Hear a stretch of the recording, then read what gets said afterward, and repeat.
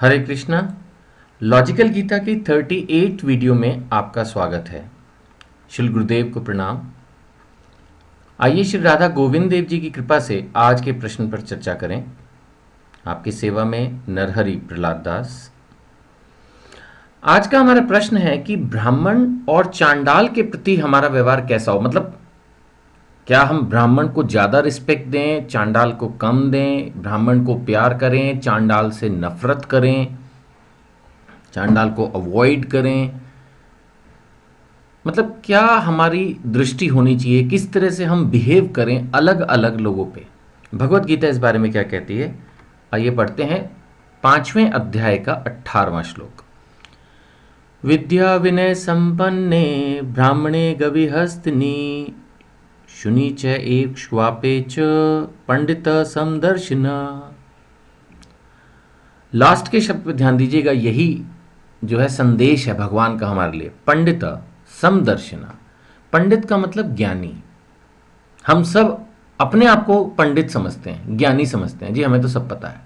जब सब पता है तो फिर भगवान ने कहा है अगर आप पंडित हो, अगर आप ज्ञानी हो, अगर आप समझदार हो, अगर आप पढ़े लिखे हो तो समदर्शिना, सबको समान दृष्टि से देखो। आइए इसका हिंदी में अर्थ पढ़ते हैं कि विनम्र साधु पुरुष।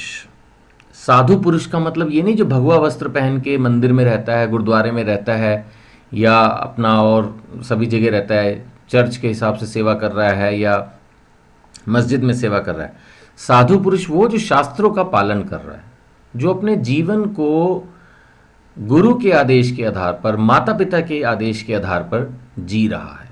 विनम्र पुरुष, डाउन टू अर्थ, हम्बल।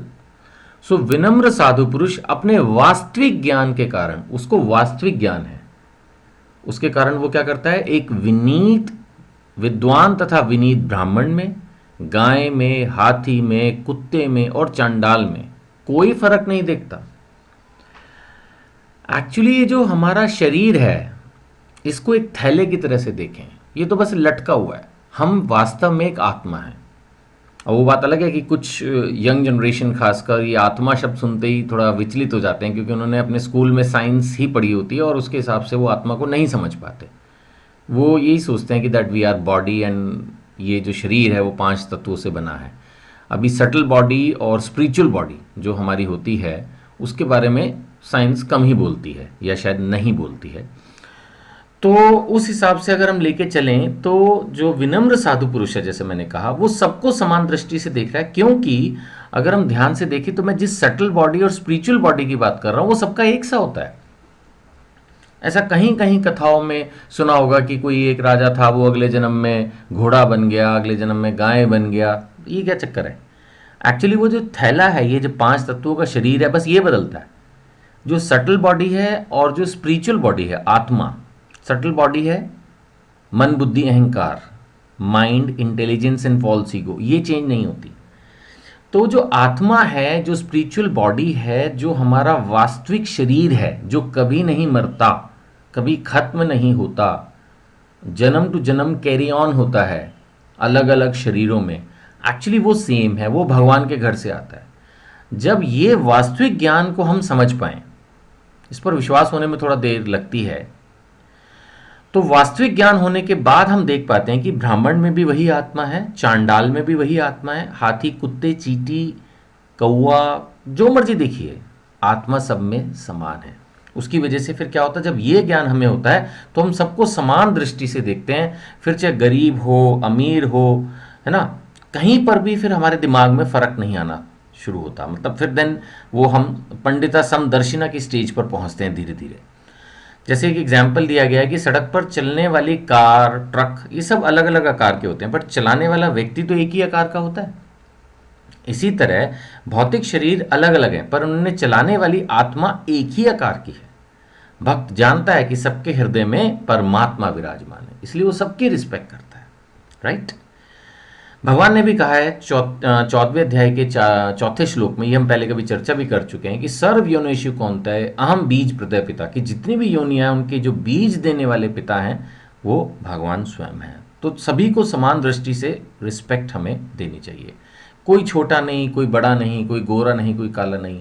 हम बोलते हैं लेकिन शायद तब भी हमारे अंदर एक डिफ्रेंशिएशन होता है अगर हम एक रेस्टोरेंट में बैठे हैं और वहाँ पर कोई मैले कुचेले कपड़ों में या उस तरह के व्यक्ति आ जाए, तो शायद हमें उसको बड़ी हीन दृष्टि से देखने लगते हैं। हमें लगता है कि ये प्लेस तो सिर्फ हम डिजर्व करते हैं। या अगर हम मॉल में कोई फिल्म देखने गए और वहाँ पर कोई इस तरह के कपड़ों में आ जाए, तो हम बड़े जल्दी विचलित हो जाएंगे। हमें लगेगा यार ये कैसी जगह है, यहाँ तो किस तरह के लोग आते हैं। हम अपने आप को तुरंत, जैसे इंग्लिश लोग थे ना, वो इंडियंस को ऐसे समझते थे, तो अभी हम क्या थोड़ा सा पैसा कमा के एक घटिया मतलब एक छोटी सी कोई गाड़ी वाड़ी खरीद के एक हल्का सा मोबाइल हाथ में लेके किसी भी इस तरह के जगह पे जाते हैं, तो इस तरह के लोगों को बड़ी हीन दृष्टि से देखते हैं। इनके प्रति दया होनी चाहिए, लेकिन हर वक्त दया का भाव भी उनके अंदर हीनता देख रहा है। यानी हम हर वक्त सोचते हैं यार इनको बस 5-10 रुपए दे के दूर कर दें। नहीं सर, आप उनको अपने समान समझिए। आज वो स्थिति में है, कल किसी और स्थिति में हो सकते हैं। आपने बैरक ओबामा की फिल्म्स देखी होंगी, पिक्चर्स। वो आज राष्ट्रपति हैं और कभी वो भी किस तरह के मकानों के सामने बैठते थे। प्रधानमंत्री नरेंद्र मोदी के बारे में भी बताया जा रहा है, वो स्वयं बता रहे हैं या कोई बता रहा है कि वो कभी चाय बेचते थे और आज प्रधानमंत्री। तो वक्त बदलते देर नहीं लगता, एक तो ये पॉइंट भी है। लेकिन चलो हम उसको छोड़ भी दें, वक्त ना भी बदले, तब भी ये जो जीव हैं इनके प्रति हमारी समान दृष्टि होनी चाहिए। जिस रिस्पेक्ट से हम एक रॉल्स रॉयस या मर्सिडीज से उतरने वाले व्यक्ति को देखते हैं, हम उसी रिस्पेक्ट के साथ उस व्यक्ति को देखें जो साइकिल से उतरा है।